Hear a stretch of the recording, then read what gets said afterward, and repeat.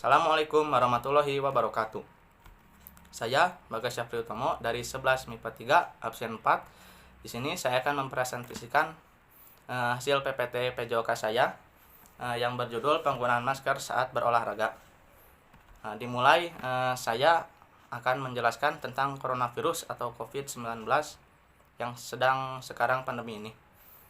Coronavirus atau Severe Acute Respiratory Syndrome coronavirus adalah virus yang menyerang sistem pernapasan. Penyakit karena infeksi virus ini disebut COVID-19. Virus corona bisa menyebabkan gangguan ringan pada sistem pernapasan, infeksi paru-paru yang berat, hingga kematian. Virus single-stranded RNA yang berasal dari kelompok Coronaviridae dinamakan coronavirus karena permukaannya yang berbentuk seperti mahkota crown atau corona.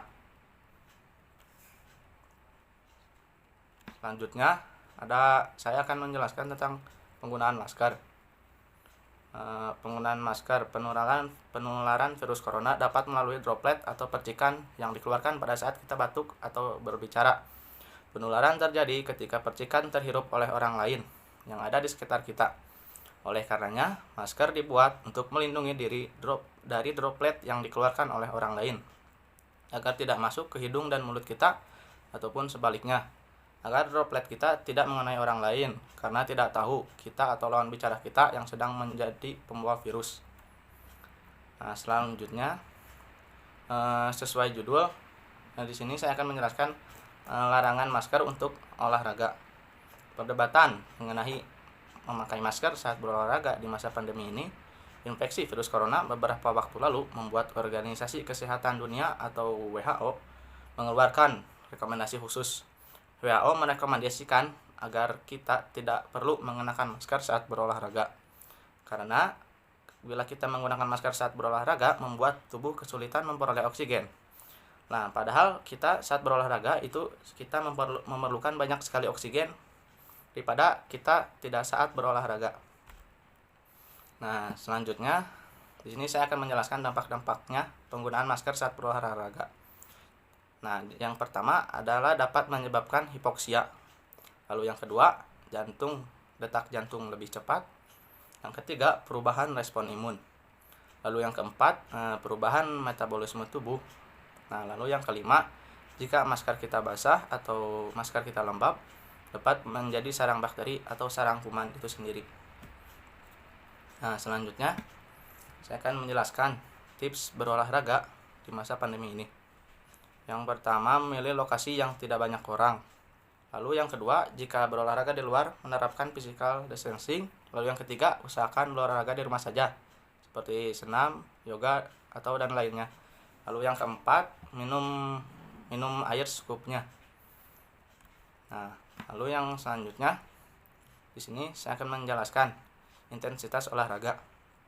Intensitas olahraga ada 3, yang dari ringan sampai yang berat.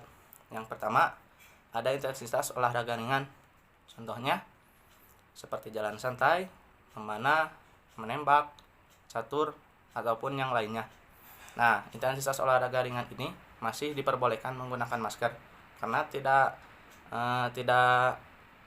memerlukan oksigen berlebih. Nah, yang kedua, ada intensitas olahraga sedang. Contoh intensitas olahraga sedang adalah seperti jogging, bersepeda, dan senam aerobik. Lalu banyak sekali. Nah, intensitas olahraga sedang ini seharusnya tidak dianjurkan menggunakan masker. Namun, jika ingin memakainya, pakailah masker kain. Tidak boleh masker medis ataupun masker yang lainnya. Nah, yang terakhir adalah intensitas olahraga yang berat.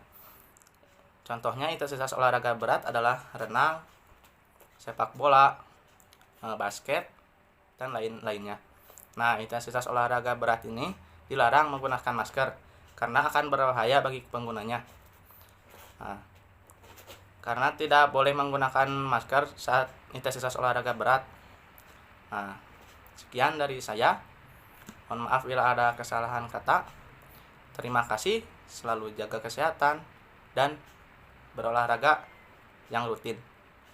Tetap jaga kesehatan, tetap di rumah saja, tetap patuhi protokol kesehatan yang ada. Demikian, wassalamualaikum warahmatullahi wabarakatuh.